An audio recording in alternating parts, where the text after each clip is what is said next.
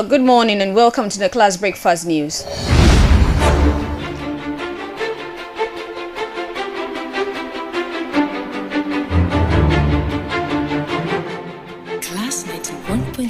The news is live on Class 91.3 FM in Accra, Ho FM 92.5 in the Volta region, Dagman FM 102.5 in Tamale, Radio Wa 92.1 in the Upper West region, Radio Power 96 in Spain. Around the world, join us on classfmonline.com. Coming up in the next 15 minutes, West African Senior School Certificate Examination ends today. Meanwhile, the Ghana Police Service has urged students to remain disciplined. We'll bring you more details on that story. The government to slash salaries of some 4,000 students loan defaulters in public sector. We have moved from Ghana's 1,005 to 3,000 range to a 2,250 to 4,500 range per academic year.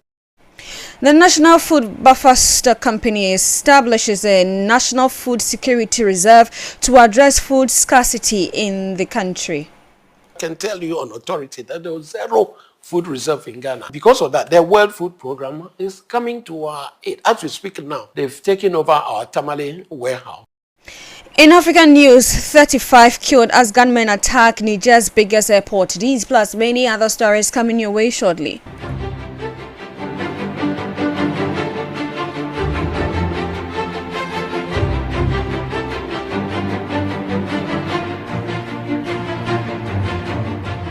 This is the Class Breakfast News. I am Elizabeth Adrian. You're welcome to Class 91.3 FM. Let's settle for the details of the news. Now, after weeks of examination, more than 500,900 first-year students are writing their final WASSCE paper today, but some candidates prepare to celebrate. The Ghana Police Service is warning that anyone who engages in violence, vandalism, or any other criminal acts will be arrested and prosecuted. The 2026 West Africa Senior School Certificate Examination began with practical and project work on April 7, while the main written paper commenced on May 13. A total of over 500,000 candidates comprising of 225,274 boys and 284,588 girls registered for the examination, each setting an average of 7 subjects, including 4 core and at least 3 elective papers. This year's examination also marked Ghana's first return to the regional WAEC calendar along other West African countries. The statement, the Ghana Police Service said, although candidates deserve to celebrate completing a major academic milestone, those celebration must remain peaceful and lawful. It warned against acts of violence, vandalism, arson, assault, and other forms of criminal conduct, stressing that offenders will be arrested and prosecuted. The warning also follows recent incidents of school unrest in the Upper East region. 2 students of Zebula Senior High Technical School were arrested over the alleged arson of a teacher's apartment, while 4 other students of Boku Senior High School were also arrested for routing, assaulting school authority, and destroying school and private properties. There's more in this following report. The Ghana Police Service wishes to urge all candidates to remain disciplined, law-abiding, and to celebrate responsibly upon the conclusion of their examination. The service reminds students that the act of violence, vandalism, arson, assault, and any other unlawful conduct carries serious criminal consequences that can permanently jeopardize their future and derail the academic career they have worked hard to build. The service says it will not hesitate to arrest and prosecute any students found engaging in such conduct. The service has recorded 2 recent incidents of student violence in the Upper East region that resulted in the arrest of 6 students. At the Zebula Senior High Technical School, 2 students were arrested in connection with the arson of a teacher's apartment. At Boku Senior High School, 4 students were arrested for routing, assault on students, assault on school staff, and the destruction of school and private properties. The Ghana Police Service urges students, parents, guardians, and school authorities to work together and promote a culture of discipline, respect, and peace. Now to some other stories. Nearly 4,000 public sector workers could soon see deductions from their salaries over outstanding student loans as the Student Loan Trust Fund unveils new measures to improve loan recovery and increase support for tertiary students. The Controller and Accountants General's Department has disclosed that about 4,000 public sector workers on government payroll have outstanding student loans. Speaking at the launch of the 20th anniversary celebration of the Student Loan Trust Fund, the Accountant General, Kwesi Ajay, said the department is working to recover the loan through salary deduction in line with the existing law. According to him, the move is intended to improve loan recovery, ensure the sustainability of the scheme, and also make more funds available to support students pursuing higher education. Timely repayment of loans, ensuring resources remain available for future students. In this regard, the partnership between the Student Loan Trust Fund and the Controller and Accountant General Department offers an opportunity to strengthen loan recovery and improve the long-term sustainability of student financing in Ghana. As the custodian of the Government of Ghana payroll system, the Controller and Accountant General is well placed to support the identification of beneficiaries employed in the public sector who are on the mechanized payroll, thereby facilitating loan recovery through structured payroll deductions. Subject to the applicable legal and regulatory framework, such deductions could be administered as statutory deductions to promote consistency, efficiency, and compliance. We have already identified over 4,000 beneficiaries on the government payroll through the collaboration with the trust. And in the coming days, we will engage the trust to agree to the modalities of implementing these deductions. We envisage that these deductions will become one of the important statutory deductions on beneficiary salaries. Meanwhile, the Student Loan Trust Fund has announced a major financial relief package for tertiary students. Under the new package, regular student loan amount has been increased by 50%, with eligible students now able to access between 2,500 and 4,500 Ghana cedis annually. The fund has also reduced its previous 12% compound interest rate to a 6% simple interest rate, a move aimed at making loan repayments more affordable. Speaking at the anniversary celebration, the Chief Executive Officer of the Student Loan Trust Fund, Dr. Shraj, said the reforms are designed to expand access to higher education while ensuring the long-term sustainability of the loan scheme. The regular student loan package has seen a 50% increase in loan amounts. We have moved from Ghana's 1,005 to 3,000 range to a 2,250 to 4,500 range per academic year. Significantly, ladies and gentlemen, we have also reduced the interest rates on student loans from 12% compounding to a concessional rate of 6% simple interest during period of study and moratorium. Under this enhanced loan scheme, I'm happy to say that we have disbursed 127 million Ghana cedis in enhanced loans directly to 46,679 students across public and private institutions in Ghana. And by doing so, we have effectively ended the cycle of failed full-year disbursements that had for far too long undermined public confidence in this fund. On this note, I'll give credit to Get Fund for the financing that made this possible.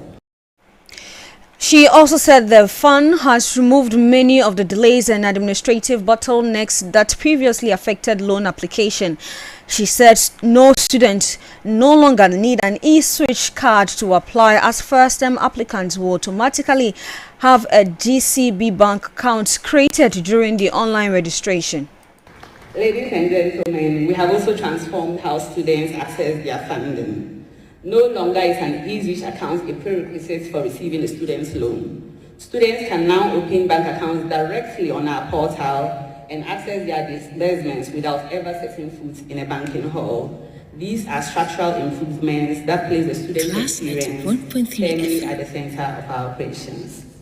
Distinguished guests, to secure the long-term financial viability of the fund, we have strengthened our repayment architecture through strategic partnerships with the Controller and Accountant General's Department, the Ghana Revenue Authority, the Registrar General's Department, the National Identification Authority, and the Social Security and National Insurance Trust. Together, we are systematically closing the gap between disbursements and recovery and building the financial circularity that any sustainable student loan scheme must have. That's the Chief Executive Officer of the Students' Loan Trust Fund, Dr. Suraj. Let's stay a while longer on education issues and move to Parliament because the Education Minister, Haruna Iddrisu, has assured that the government has secured continued funding for key tertiary education support programs nationwide. He said adequate financial provision have been made for interventions including the no-fee stress policy introduced in 2024 and the free tertiary education program for persons with disability. He noted that there are no longer outstanding arrears for the 2024 and 2025 academic year, adding that the Ministry of Finance has fully released funds to the Students' Loan Trust Fund for ongoing investment. Into 2027, the GET Fund will make a minimum allocation of 10 billion to support each of the technical universities across the country, total 100 million. The Speaker would honor that. There is no outstanding obligation in respect of no fee stress for 2024, 2025, 2025, 2026. The Honorable Minister for Finance has made releases adequately to the student loan trusts, which is executing the no fee stress and the free tertiary education for persons with disability. What we do is just authentication. Are you the real student? Are you a student of this particular institution? And more importantly, are you a first year student? When that is satisfactory, then payment is done. The Education Minister also revealed that the no-fee stress policy has so far supported more than 312,000 tertiary students nationwide. It was launched successfully 4th July 2025 at the SDA College of Education in Koforidua and is currently active and operational nationwide. As I indicated, Mr. Speaker, to alleviate financial burden of students, 2024-25 academic year, 152,698 validated first-year students benefited at a cost of 399,374,727 Ghana cedis. Mr. Speaker, for the 2025 academic year, ongoing, 159,750 have benefited so far at a cost of 489,456,427 Ghana cedis.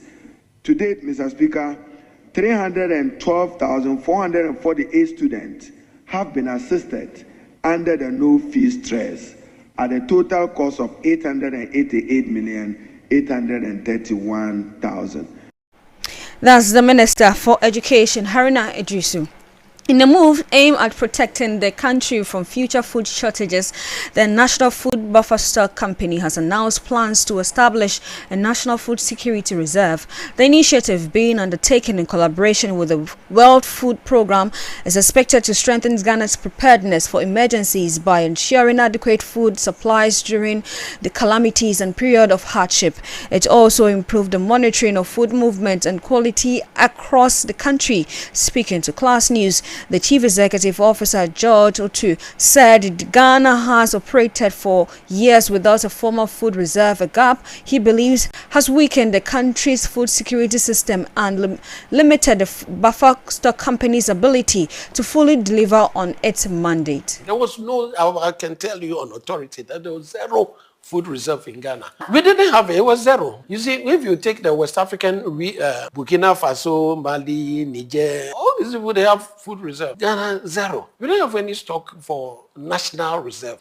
Because of that, the World Food Programme is coming to our aid. As we speak now, they've taken over our Tamale warehouse. They are refurbishing it, building it from scratch and attaching a laboratory to the warehouse for us. That's the Chief Executive Officer for the National Food Buffer Stock Company, George Otu.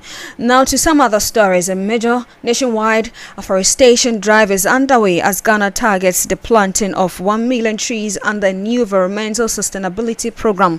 The Department of Community Development has launched its Green Community Development Initiative, a nationwide program aimed at promoting environmental sustainability through tree planting.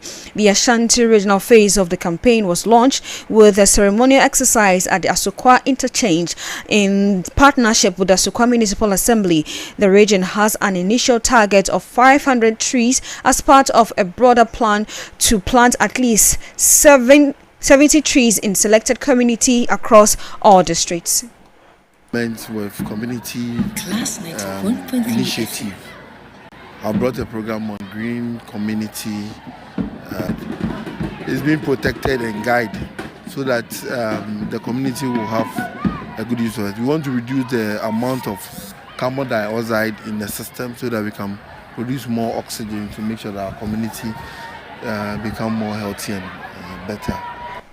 That's the municipal chief executive for the Ashanti Asokwa municipality. That's Amor Kamel. To some African story that 35 people have been killed after gunmen attacked Niger's largest airport on Thursday, official says. It is the second attack in less than 5 months. Residents said they have just finished their morning prayers when they heard the explosion and gunfires coming from the international airport in the capital. We'll bring you more details on this story subsequently and right here on Class 91.3 FM. For now, this ends the Class Breakfast News with me, Elizabeth Edu. For more news and updates, do log on to classfmonline.com. The morning show continues with Kwame Jumo Ajiman and the team. Do stay and enjoy the rest of our programs. Good morning.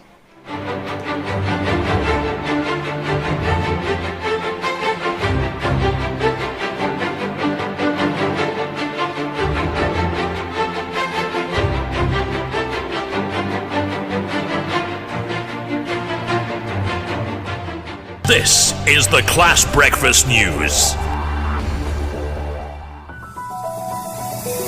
Class News is expanding its frontiers as it can now be heard live on Dagbon FM 102.5. Join our news team on The Breakfast, 12 Live and 505 as we bring you up-to-the-minute news as they break right here on Class 91.3 FM and also live on Dagbon FM 102.5. Class News, bringing you the stories as they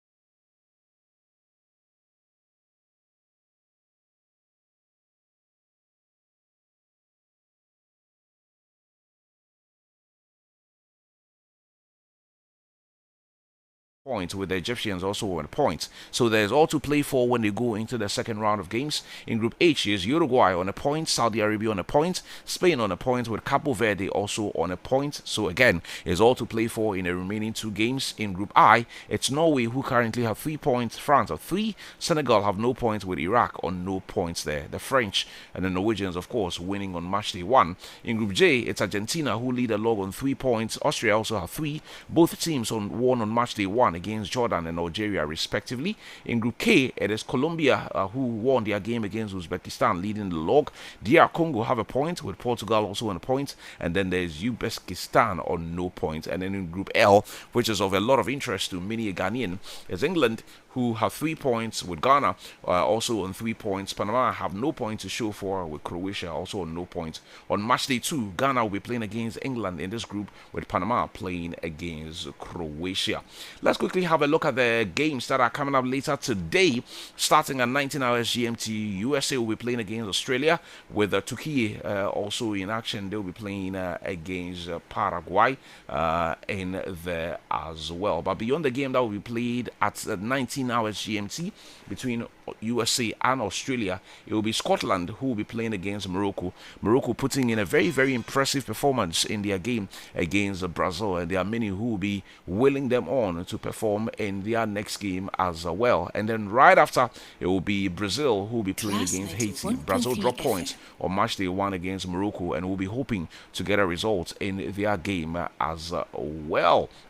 So these are the games to look forward to as far as the World Cup is concerned for the next 24 hours. And we'll definitely keep you up to speed with what is happening in there. But away from all the action of the games that were played yesterday and the results of the other games, let's quickly go to the camp of Team Ghana, who got a result on match day 1 following a late strike from Caleb Rinchi.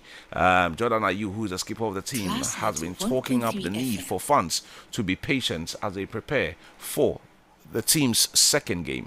Some 1 or 2 changes in the half time, because obviously the first half we were a bit too passive in my opinion.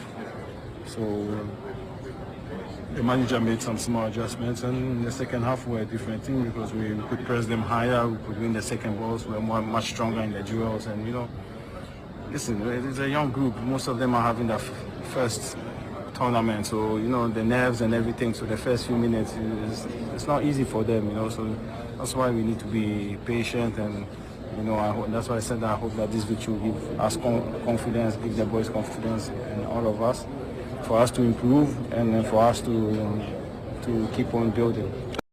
Now the skipper has also been singing the praises of Caleb Rinchi, who got the only goal of the day. What a guy! No, he did really well. Since he's come in, he's been exceptional, and all credit, he deserves it. He's been doing really well, and he does his job, and he's a future talent. So we need to protect him and make sure that he gets to his full potential.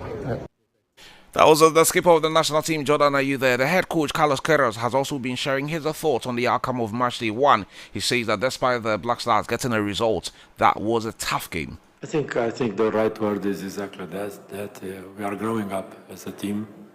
We are playing a different system. The methods that we are using to attack are built to match the profile of our players, playing vertical football with full speed actions. But step by step we will improve. The players, they will adjust to each other. And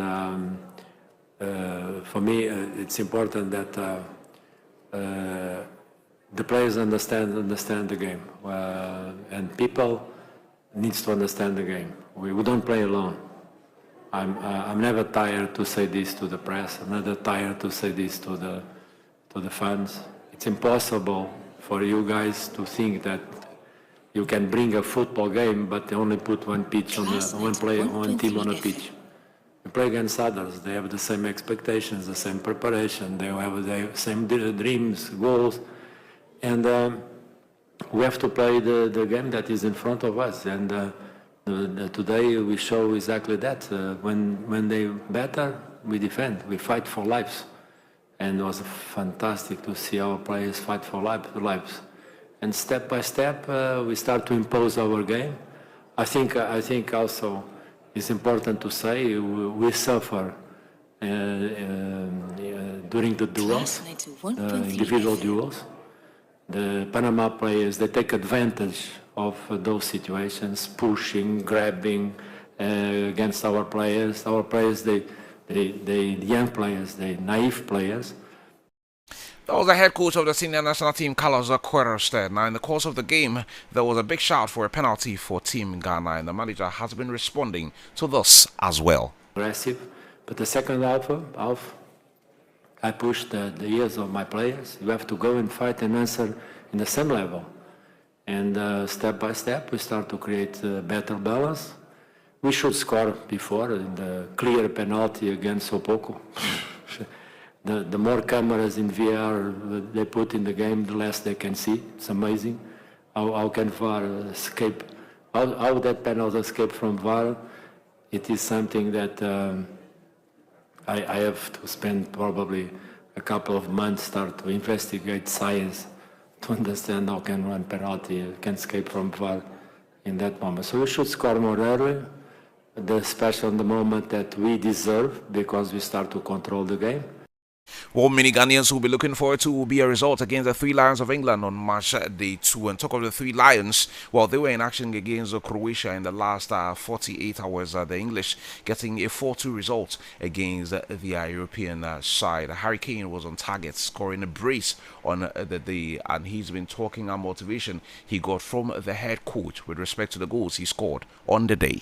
Yeah, he gave a great speech, to be honest, especially the way we conceded that second goal just before the half. He just told us to let the shackles off, calm down, what are we scared of? Let's just go. Yeah, the way we conceded that second goal is not the team we want to be, dropping deep, waiting and then conceding anyway. So he kind of just said, what's the worst that can happen? We lose a match, first group game, we get on with it, we move on. Let's just go and show kind of the world who we can be. Obviously, I saw the guys scoring their goals yesterday, and I don't like to concentrate too much on other people, but I think it's natural as a sportsman, as an athlete, to try and reach the highest levels, and obviously all those guys started in a great way. I've been waiting long enough to kind of just play the game. We've had to wait 6 days, so I think everyone's just been itching to get out there, and I think as a striker myself, obviously I want to get on the score sheet as early as possible. So I think in the back of my mind, that competition helps me to push my levels. That's what the World Cup's for the best players to perform at the highest level, so it's nice to get a couple today for sure.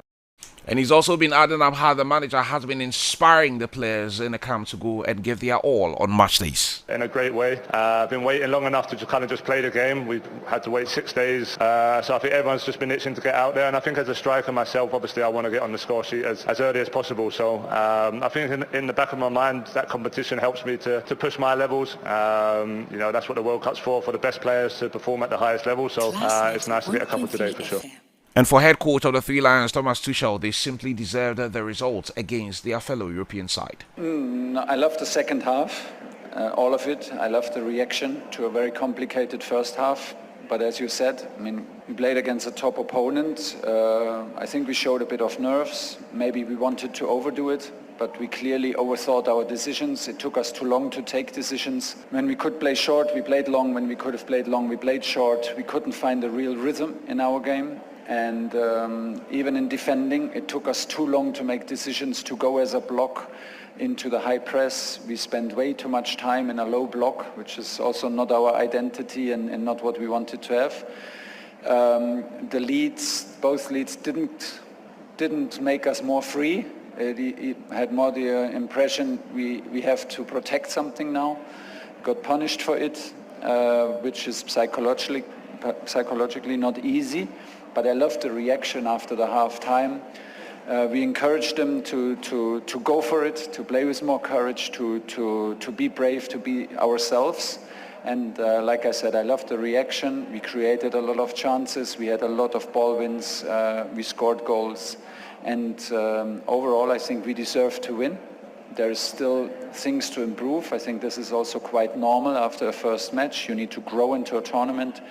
We got a tough draw to start against Croatia. So the positives are clearly the ones where we focus on now and enjoy the moment, and we have enough days to adjust what needs to be improved.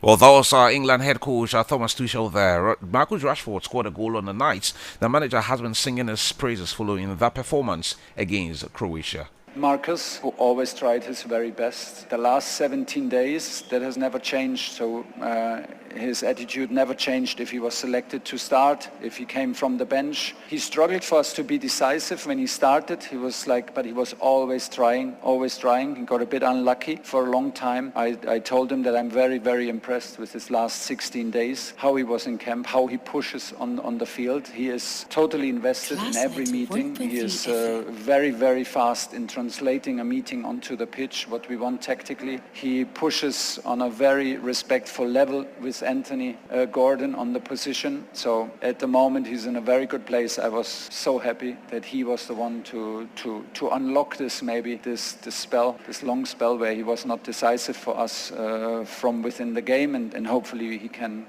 keep this up. So that was the head coach of the Three Lions team, Thomas Tuchel, there following their result against Croatia the last 24 hours. England leading that group that has Ghana, Panama, and Eastern European side, Croatia there. So let me just quickly run you through the results of the games that were played again, and also have a look at the games that are coming up. As many games played in the last 24 hours, host Mexico getting a result against South Korea. That game finished in 1-0 at the Azteca. In the same group, it was South Africa who drew 1-1 against Czech Republic. What that simply means is that if South Africa managed to get a result, now they have to go for a win. A draw will not be good enough as far as qualification to the next stage is concerned. If they are able to get a result in their game against South Korea, then they progress to the round of 16. If they fail to do that, then unfortunately they may just be going home. In the other games that were played in Group B, Switzerland defeated Bosnia and Herzegovina by 4-1, with host Qatar also hitting 6. Yes, they scored 6 goals. Canada passed Qatar yesterday, and that's put them on top of their group as well. Let me just run through the games that are coming up later today and early morning tomorrow. At 19 hours GMT, the United States will be playing against Australia, and then at 22 hours GMT, Scotland will be playing against Morocco. At just past midnight, it will be Brazil who will be playing against Haiti, and then at 3 a.m. Tomorrow morning, of course, it will be Turkey who will be playing against Paraguay. So look out for all of these games. And of course, if you can make time, today is a Friday, if you can make time to see as many of the games, you go have fun, my brother.